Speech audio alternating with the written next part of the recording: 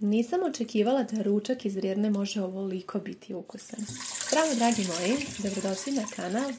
Evo nas u jednom novom, fantastičnom receptu kompletnog ručka za cijelu porodicu, najbržeg, koji mogu slobodno reći da se sam pravi, a sve što je potrebno jeste da samo skuvate u početku neku testeninu. Dakle, stavila sam 3,5 litre vode u šerpu da proključam i sada pripremamo testeninu. Biće vam potrebno na ovu količinu 400 grama, ja sam koristila pene rigate, a vi možete fusili ili bilo šta po vašem izboru. U međuvremenu, dok voda ne proključa, spremamo ostale sastojke koji su jako važni jer će da povežu cijelu ovu našu priču. Potrebno je oko 350 ml mlijeka da pripremite, a potom u jednu posudu da razlupate 2 cijela jaja, jer kako španać bez jaja, pa nemoguće, barem u mom slučaju.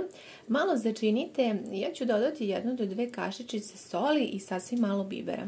Ništa više neću dodavati od začina, jer ćemo dodati ostalo neke sastojke koji će doprinijeti ukusu i kada pripremam španać ja izbjegavam da recimo dodajem vegetu ili nešto tome slično. Voda je proključala, možete malo da posolite i da stavite testeninu da se skuva. Najbolje bi bilo al dente, dakle da se ne prekuva jer svakako ide u rernu, tako da je potrebno samo da blago teko mekša. Ja uvek prvo malo ovako promešam kako bi se ne bi sad u startu odmah zalepila za dno, pošto je vatra na najjačem. Pokrijte i ostavite da se skuva al dente nekih 10 minuta.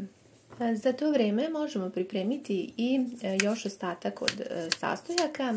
Iskoristit ću ovdje 4 velika čana belog luka, možete i više, možete i manje, sad to zavisi od vašeg ukusa, ali po meni višak belog luka ne može da šteti, samo doprinosi savršenom ukusu. Ako lepo zasolite i dodate dovoljno luka, mislim da španać, bilo ga pravili ovako kao sam prilog ili zajedno sa pastom, nema greške. Dobro sam, kao što ste vidjeli, usitnila luk. Ovog puta neću koristiti onu moju seckalicu da ga baš skroz usitnim, već ovako na fine kockice, tako sam nekako navikla kada pripremam španać. Sada možemo dodati mlijeko u jaja i potom dodajem i sljedeći sastojak, a to je pavlaka za kuvanje. Odmah da vam kažem, ukoliko kod kuće nemate pavlaku za kuvanje, pripremite jednu supenu kašiku i možete umjesto toga dodati 1 do 2 kašike kisele pavlake. Ja ću dodati 2 supene kašike pavlake za kuvanje jer sam je trenutno imala. Ovo dodajem samo pošto želim da mi ručak bude baš jako kremast, pa da bih postigla tu tako savršenu kremastu teksturu ja sam dodala tako vrlo malo pavlake za kuvanje. Unutra u ovu smesu dodat ćemo i beli luk i sad ćemo to sve zajedno pomešati. Rekla sam vam 350 ml mlijeka, smatram da je to na ovu količinu dovoljno. Vidjet ćete kako će ispasti kremasto, mislim da ukoliko dodate manje, nekako će biti pasta suva. Ali eto, moj vam je savjet ili 350 ili eventualno 300 ml mlijeka, to je to manje, ne sme na ovu količinu.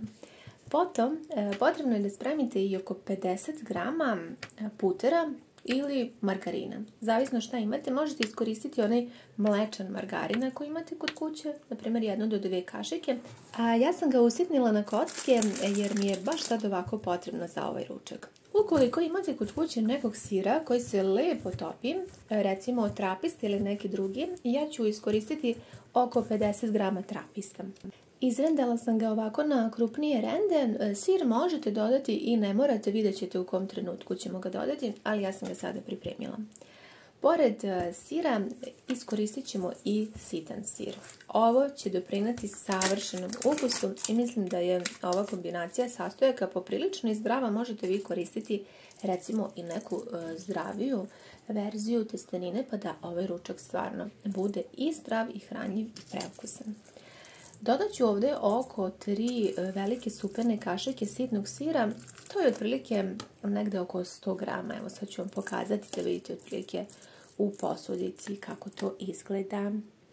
Nakon otprilike 10 minuta moja testenina je gotova i kao što vidite malo je tvrđa, nisam pustila baš skroz da omekša jer svakako, kao što sam već rekla, ide u rernu.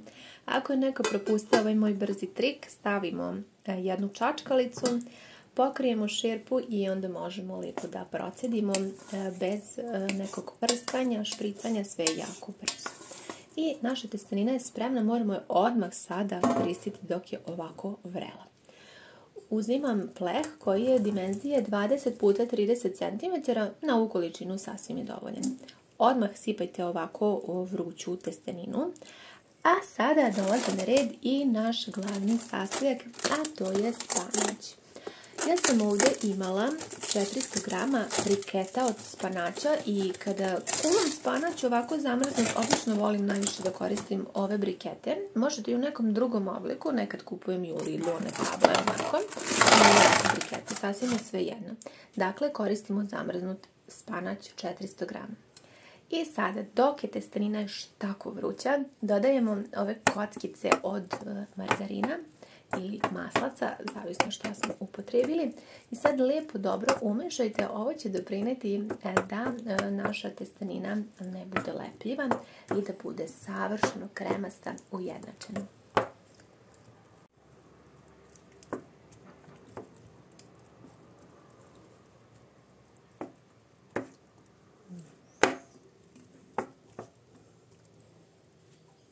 Kada ste dobro pomiješali maslac sa testeninom, možete preko da dodate i ovaj naš zamrznuti spanać. Sve je toliko jednostavno i kad sam vam rekla da se ručak pravi sam, stvarno sam tako i mislila. Dobro pomešajte sve zajedno, ove sastojke, da se već onako ove kocke lijepo rastope, pa onda preko možete da prelijete i ovu našu finu smesu.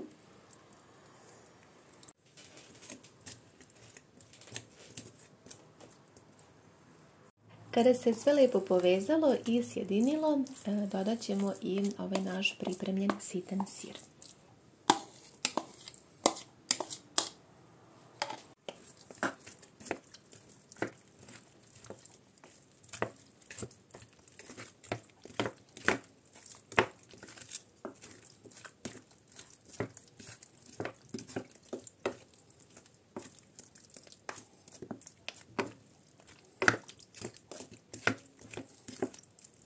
Već možete da pretpostavite koliko će ovaj ručak biti ukusan i stvarno brz, tako da mislim da ćete odmah napraviti čim ga vidite.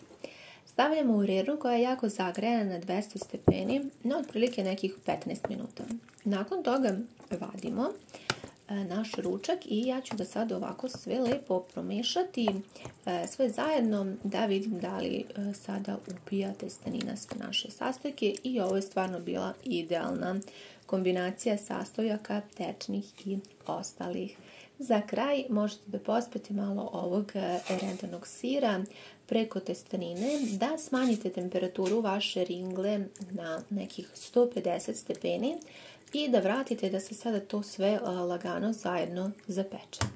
Dakle, odnosimo na pečenje, odnosno vraćamo naš ručak na pečenje i nakon nekih 20 minuta na tako laganijoj vatri naš ručak kompletan je gotov. Brz, pa mogu slobodno da kažem da je jeftin, nema ovdje nekih skupih namirnica.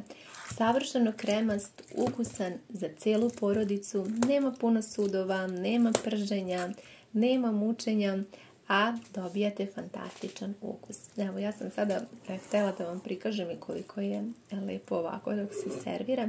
Ja sam uživala u svakom koraku pripreme ovog recepta, a nadam se da ćete i vi. Preostalo nam je još samo da naš savršen ručak poslužimo, a ja sam željela da vas pitam da li ste vi ikada pripremali zapečenu testeninu sa zamrznutim spanaćem i da li želite ovako nešto da isprobate.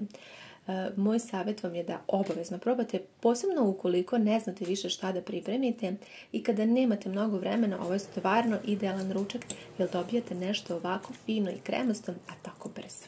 Testenina je u potpunosti upila mlijeko i jaja, a ovi ostali sastojci su doprinijeli da pasta bude izuzetno kremasta, tako da za moj ukus je zaista savršena i jedna moja topla preporuka da obavezno isprobate ovaj brzi, kompletan ručak iz Rene. Hvala vam mnogo što ste se družili sa mnom u još jednom novom videu. Hvala vam na svim lepim komentarima koji me tako obraduju, ugreju srce i svaki dan, svaki vaš komentar kad pročitam, mnogo mi znači i mnogo vam hvala na ovako velikoj podršci. Obavezno isprobajte ovaj način pripreme spanaća i testenine. Mislim da će vas rezultat oduševiti. Javite mi utiske i ljubim vas sve puno.